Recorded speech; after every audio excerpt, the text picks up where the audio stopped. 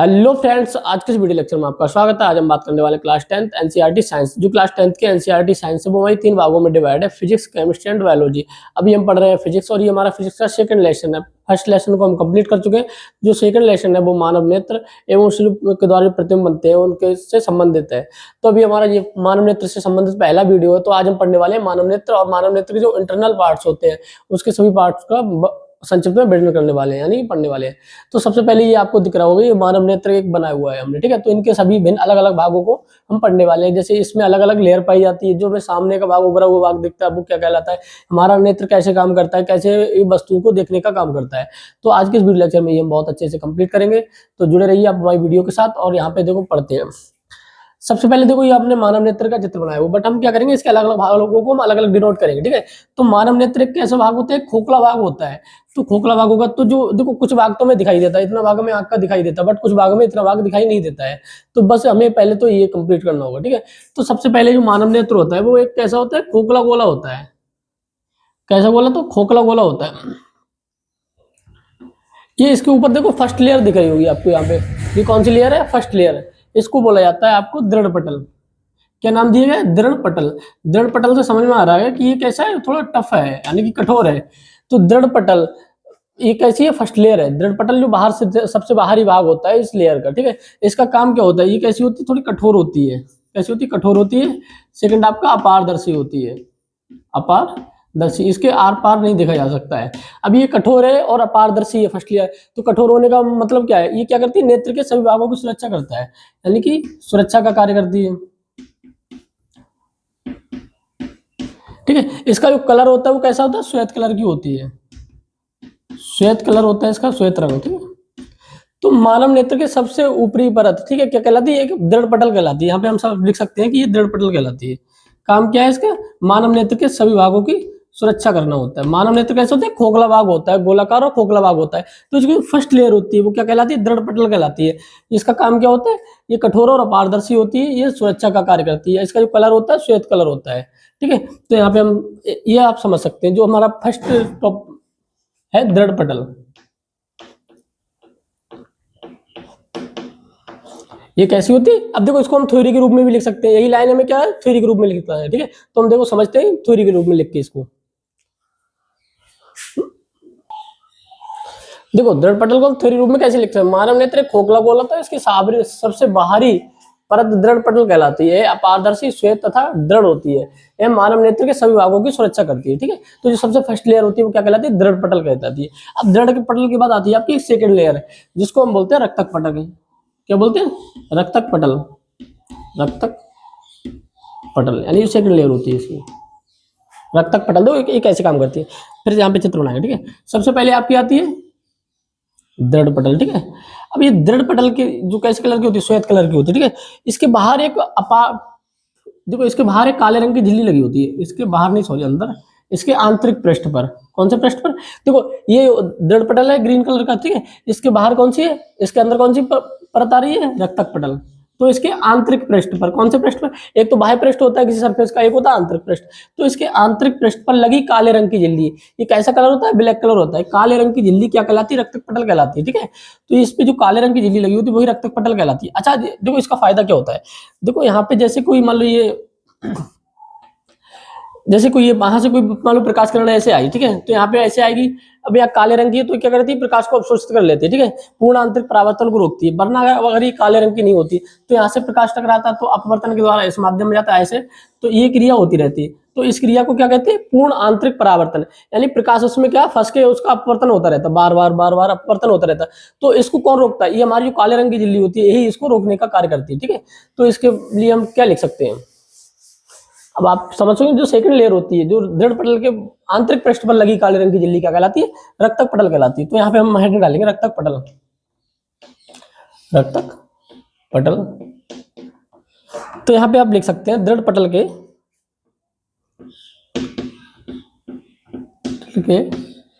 आंतरिक पृष्ठ पर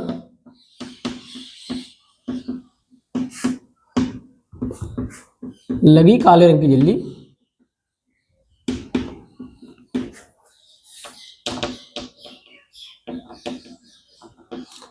जो काले रंग की झिल्ली होती है क्या कहलाती है, रक्तक पटल कहलाती है।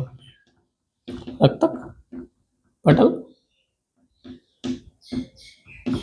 कहलाती है। अब ये ब्लैक कलर की है, तो ब्लैक कलर का एक फायदा होता है, ब्लैक कलर क्या करता है, प्रकाश को पूर्णतः अवशोषित कर लेता है, ठीक है। यह काले रंग के कारण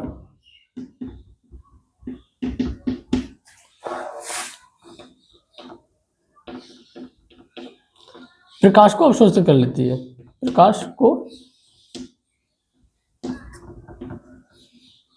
अवशोषित कर लेती है। और सबसे ज्यादा इंपॉर्टेंट इसका काम क्या होता है, प्रकाश को अवशोषण करना। सेकंड आपका होता है पूर्ण आंतरिक परावर्तन को रोकना होता है। पूर्ण आंतरिक परावर्तन क्या होता है, जैसे प्रकाश किरण ये गई, अब यहाँ से टकराएगी, अगर ये काले रंग की ना होती, अब पूर्ण आंतरिक परावर्तन तो यहाँ से टकराती, फिर ये इधर जाती, ये मतलब क्या होती है, प्रकाश किरण यानी ये लेजर लाइट, इसमें क्या, इसमें घूमती रहती बार बार अपवर्तन के द्वारा, ठीक है। तो ये क्या करती है, इस क्रिया को रोकती है। तो ये क्या करता है, तो अवशोषित कर लेती है तथा पूर्ण आंतरिक परावर्तन को रोकती है। पूर्ण आंतरिक परावर्तन को रोकती है, ठीक है। परावर्तन हम पढ़ चुके हैं। परावर्तन क्या होता है, जब कोई पृष्ठ किसी चिकने तल से टकराता है तो उसी माध्यम वापस लौट जाता है, ठीक है। ऐसे मान लो टकराए तो ये मतलब लौटना, टकरा के वापस इसमें घूमते रहना क्या कहलाता है, पूर्ण आंतरिक परावर्तन कहलाता है। तो इसको कौन रोकता है, रक्तक पटल रोकने का कार्य करता है। कैसे रंग की झिल्ली होती है, काले रंग की झिल्ली होती है। काले रंग के कारण क्या करती है, ये प्रकाश को पूर्णतः अवशोषित कर लेती है, ठीक है। इसके बाद एक सेकंड लेयर आती है आपकी, कॉर्निया आती है, जो इसमें थर्ड लेयर होती है, ठीक है। इसको क्या बोलते हैं, कॉर्निया, सॉरी कॉर्निया नहीं होती, रेटिना, रेटिना, ठीक है। तो यहां पे हम लिख सकते हैं रेटिना। तो समझते हैं रेटिना होता क्या है, जो रक्तक पटल होता है, रक्तक पटल के नीचे, मतलब रक्तक पटल है, सबसे पहले कौन सी पटल है, दृढ़ पटल है। दृढ़ पटल के आंतरिक पृष्ठ पे कौन सी एक झिल्ली लगी होती है काले रंग की, इसे रक्तक पटल बोलते हैं। अब रक्तक पटल के ठीक नीचे एक भाग पाया जाता है जिसे हम रेटिना बोलते हैं। क्या बोलते हैं, जिसे हम क्या बोलते हैं, रेटिना बोलते हैं। और जो जो प्रतिबिंब बनता है, किसी वस्तु का जो इमेज बनती है, प्रतिबिंब बनता है, वो कहाँ पे बनता है, रेटिना पर ही बनता है। और यहाँ पे जो भी जितनी वस्तुओं के प्रतिबिंब बनते हैं वो उल्टे बनते हैं, ठीक है, वास्तविक और उल्टे बनते हैं। पर जो हमारा प्रकाश से राय होती है मानव, तो इनके लिए मानव क्या करता है, मानव ह्यूमन ब्रेन क्या करता है, अपने जो मस्तिष्क के मस्तिष्क के कारण वस्तु को सीधा देखने का अनुभव करवाता है, ठीक है। जो हमारा लेकिन रियल इमेज बनता है वो किसी वस्तु का उल्टा इमेज बनता है, ठीक है। तो रेटिना के बारे में हम क्या लिख सकते हैं, रक्तक पटल के ठीक नीचे क्या करना है, रक्तक पटल के ठीक नीचे, ठीक नीचे लगी पतली परत, ठीक है, पतली परत रेटिना कहलाती है। वस्तु का प्रतिबिंब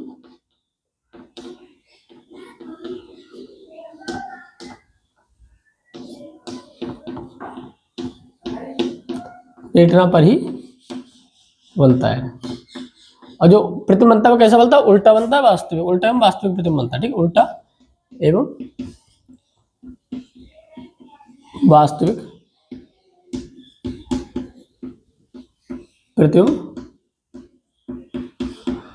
बनता है, ठीक है। तो ये हमारा हो जाता है, ये 3 लेयर होती है, ठीक है। सबसे पहले दृढ़ पटल होती है, ये क्या करती है, मानव नेत्र की सुरक्षा करती है, मतलब दृढ़ होती है, ठीक, कठोर होती है। इसके बाद इस पे जो काले रंग की एक झिल्ली लगी होती है दृढ़ पटल के आंतरिक पृष्ठ पे, जिसे हम रक्तक पटल बोलते हैं। रक्तक पटल के ठीक नीचे लगी एक पतली परत होती है जिससे रेटिना बनते हैं। रेटिना का क्या मतलब, किसी वस्तु का प्रतिबिंब कहाँ पे बनता है, रेटिना पर ही बनता है।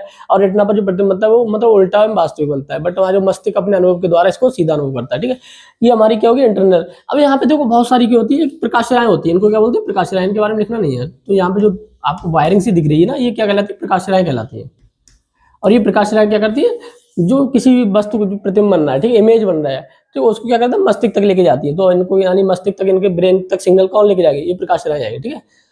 तो अब देखो, अब आता है इसका जो हमें सामने का भाग दिखता है, ठीक है। हमें देखो ये भाग तो दिखता ही नहीं है, तो मतलब हमारे क्या होता है, आंख के अंदर मतलब छुपा होता है, गोलाकार भाग होता है, बट जो सामने का उभरा हुआ भाग होता है उनके बारे में पढ़ना होता है, ठीक है। तो ये हम पढ़ेंगे, कॉर्निया आता है, आइरिस आता है, नेत्र लेंस आता है, ठीक है। यहाँ पे एक जलीय द्रव आता है, ये हमें 3-4 पॉइंट है, वो हमें अच्छे से पढ़ने होंगे। तो ये हमारे क्या हो गया, इंटरनल पार्ट हो गया। अब हम बात करेंगे सामने को उभरे हुए भाग दिखते हैं। तो सबसे पहले क्या होता है, दो दृढ़ पटल है, ये आपका मालूम फर्स्ट लेयर है दृढ़ पटल। दृढ़ पटल के सामने का उभरा हुआ भाग क्या कहलाता है, ये वाला भाग, ये वाला भाग क्या कहलाता है हमारा, कॉर्निया, तो इसमें हम जो थ्योरी लिख सकते हैं, और जो प्रकाश होता है वो कॉर्निया से ही जाके कहाँ जाता है, मानव नेत्र के अंदर जाता है। तो इसमें थ्योरी में हम क्या लिख सकते हैं कि दृढ़ पटल के सामने का उभरा हुआ भाग क्या कहलाता है, कॉर्निया कहलाता है, और मानव नेत्र में प्रकाश कॉर्निया के ही द्वारा जाता है। उसके तो दो कॉर्निया हम समझ चुके, दृढ़ पटल के सामने का उभरा हुआ भाग जो फर्स्ट लेयर होती है वो पारदर्शी लेयर होती है, जिसमें हमें आर पार देख सकते हैं, वो क्या कहलाता है, कॉर्निया कहलाता है। ठीक है, तो यही हमारी थ्योरी में दृढ़ पटल के सामने का उभरा हुआ भाग कॉर्निया कहलाता है। ठीक है, तो मानव नेत्र में प्रकाश कहां से होकर जाता है, कॉर्निया से ही एंटर करता है सबसे पहले। इसके बाद आता है आपका आयरिस। तो आयरिस होता है इसका जो में दिखता है आयरिस। देखो आयरिस क्या होता है, जैसे सबसे पहले क्या आएगा, कॉर्निया आएगा। ठीक है, कॉर्निया के अंदर वाले पृष्ठ पर कॉर्निया फर्स्ट लेयर होगी, फिर इसके अंदर मतलब क्या लगा होता है, एक मतलब रंगीन मतलब कलर्ड मतलब जो रंगीन झिल्ली लगी होती है, जिसे हम क्या बोलते हैं, आयरिस बोलते हैं। और किसी भी मानव नेत्र का जो कलर होता है, बोलते हैं ना किसी की आंखें नीली है, किसी की काली है, भूरी है। ठीक है, तो मानव नेत्र का जो कलर डिसाइड करते हैं हम किसी के द्वारा करते हैं, आयरिस के द्वारा ही करते हैं। ठीक है, तो इसका जो सेकंड भाग होता है वो क्या कहलाता है, आयरिस। और आयरिस कहाँ पाया जाता है, कॉर्निया के पीछे पाया जाता है। ठीक है, फर्स्ट कॉर्निया फिर उसके पीछे आयरिस। और आयरिस का क्या काम होता है, देखो आयरिस क्या करता है, किसी भी मानव नेत्र का जो कलर होता है वो कौन डिसाइड करता है, आयरिस के द्वारा ही बोला होता है। ठीक है, तो इसकी हम थ्योरी लिखेंगे। तो देखो कॉर्निया के बारे में हम लिख सकते हैं, कॉर्निया के पीछे रंगीन अपारदर्शी होता है जिसके आर पार ना देखा जा सके, झिल्ली का पर्दा लगा होता है। ठीक है, जिसे क्या बोलते हैं, आयरिस बोलते हैं। ठीक है, आयरिस क्या काम करता है, तो जो मानव नेत्र में प्रकाश जाता है, प्रकाश नहीं, तो जो कलर डिसाइड करता है वो कौन करता है, आयरिस होता है। और आयरिस कहाँ पाया जाता है, कॉर्निया के पीछे एक अपारदर्शी झिल्ली का पर्दा लगा होता है। ठीक है, वो क्या कहलाता है, आयरिस। इसके बीच में आता है नेत्र तारा। क्या आता है, नेत्र तारा या पुतली। ये काफी इंपॉर्टेंट होता है, नेत्र तारा या पुतली। तो इसके बीच में पढ़ते हैं। ठीक है, जो आयरिस होता है, ठीक है, आयरिस भाग होता है आँख का, आँख के बीच में पाया जाता है काला भाग। ठीक है, जैसे हम क्या बोलते हैं, नेत्रताला या पुतली। ठीक है, इसका काम क्या होता है, जो भी कॉर्निया से प्रकाश आता है वो सारा प्रकाश कहाँ से जाता है, उस काले भाग से ही जाता है, जिस काले भाग को क्या बोलते हैं, नेत्रतारा या पुतली बोलते हैं। ठीक है, तो इस पुतली की ये विशेषता होती है, इसे बीच में पाया जाएगा। ठीक है, ठीक, जो आयरिस होगा पूरा भाग है जो आपको दिख रहा है, उसके बीच में काला भाग पाया जाता है। ठीक है, उसको क्या बोलते हैं, नेत्र तारा या पुतली बोलता है। जब प्रकाश बहुत तेज होता है, ज्यादा प्रकाश होता है, ठीक है, तो ये पुतली क्या करती है, अपना साइज छोटा कर लेती है, जिससे प्रकाश हमारा कम जाता है, आँख के अंदर एंटर कम कर पाता है। लेकिन जब अंधकार होता है, प्रकाश की मात्रा कम होती है, तो ये अपना साइज क्या करती है, खुद से ही बड़ा कर लेती है। यानी ये क्या कर सकती है, अपना साइज खुद से छोटा कर सकती है, बड़ा कर सकती है। ठीक है, तो इसके द्वारा क्या होता है, जो प्रकाश की जो आवश्यक मात्रा ही हमारे आँख में एंटर कर पाती है। ठीक है, तो इसे हम बोलते हैं पुतली समायोजन। ठीक है, तो इसका बहुत ही मतलब ये, और ये क्रिया कैसे होती है, स्वतः ही हो जाती है। ठीक है, जब प्रकाश ज्यादा है तो ये पुतली छोटी हो जाएगी, जिससे प्रकाश कम एंटर करेगा। जब प्रकाश कम है तो ये अपना साइज को बड़ा कर लेगी, जिससे प्रकाश ज्यादा एंटर करेगा। ठीक है, तो ये क्रिया क्या कहलाती है, पुतली समायोजन या नेत्रतारा समायोजन। और ये क्रिया क्या होती है, हमें करनी नहीं होती है, ये स्वतः ही हो जाती है। ठीक है, ह्यूमन नेचर होता है, ये अपने आप ही होने वाली क्रिया होती है। ठीक है, तो इसके बारे में हम लिख सकते हैं यहाँ पे। देखो जो नेत्र तारा या पुतली होती है, इसको हम पुतली बोलते हैं। ठीक है, उसको हम थ्योरी रूप में कैसे लिख सकते हैं, तो पुतली कहाँ पाया जाता है, आयरिस के बीच में एक छोटा सा गोल छिद्र होता है। ठीक है, एक काले रंग के दिखाई देता है, गोल तथा काला होता है। और कहाँ पाया जाता है, आयरिस के बीचों बीच में पाया जाता है, गोल तथा काला होता है। ठीक है, इसकी एक विशेषता होती है, अंधकार में अपने आप बड़ी हो जाती है, और प्रकाश जिससे क्या होता है, अंधकार में बड़ी हो जाएगी तो प्रकाश ज्यादा एंटर करेगा। ठीक है, क्योंकि कॉर्निया से आया प्रकाश लेंस में इसी के द्वारा जाता है। ठीक है, जब अंधकार होता है तो अपने आप बड़ी हो जाती है, जब अधिक प्रकाश आता है तो अपने आप छोटी हो जाती है। ठीक है, तो इससे क्या होता है, जो हमारे लिए परफेक्ट प्रकाश है, उसकी जितनी आवश्यकता है प्रकाश की उतनी ही प्रकाश जाए। ठीक है, नेत्र के देखो अधिक प्रकाश जाएगा तब भी नेत्र के इंटरनल भाग को क्या होगा, क्षति होगी। ठीक है, हानि होगी। ठीक है, और कम प्रकाश जाएगा तब भी ज्यादा डिफेक्ट आएगा। ठीक है, तो इसको कौन समायोजित कर रहा है, तो यहाँ पे ये काम कौन कर रहा है, पुतली कर रही है। ठीक है, तो पुतली क्या करती है, एक निश्चित प्रकाश आँख के अंदर जाने देता है। ठीक है, तो ये प्रकाश अपने आप छोटा होना या अपने आप बड़े होना, ये क्या कहलाता है, पुतली समायोजन कहलाता है। और यह क्रिया कैसे होती है, स्वतः ही हो जाती है। ठीक है, तो इसमें हमने काफी देखो नेत्र के काफी सारे भाग पढ़ चुके हैं। अब हम इसको रफ करना होगा, आप इसको अच्छे से नोट कर सकते हैं। तो एक बार हम इसको फिर से रिकॉल करते हैं। ठीक है, तो देखो मानव नेत्र होता है जो अंदर से कैसा होता है, खोखला होता है, कुछ भाग हमें दिखाई देता है, कुछ भाग दिखाई नहीं देता है। तो जो मानव नेत्र की सबसे ऊपरी लेयर होती है, जो इंटरनल लेयर होती है, उसको हम दृढ़ पटल बोलते हैं। क्या बोलते हैं, दृढ़ पटल बोलते हैं। ये कठोर होती है, तो ये मानव नेत्र के सभी भागों की सुरक्षा करती है। इसका जो कलर होता है वो श्वेत कलर की पाई जाती है। यहाँ पे जो हमने थ्योरी ग्रुप में इसको लिखा हुआ है।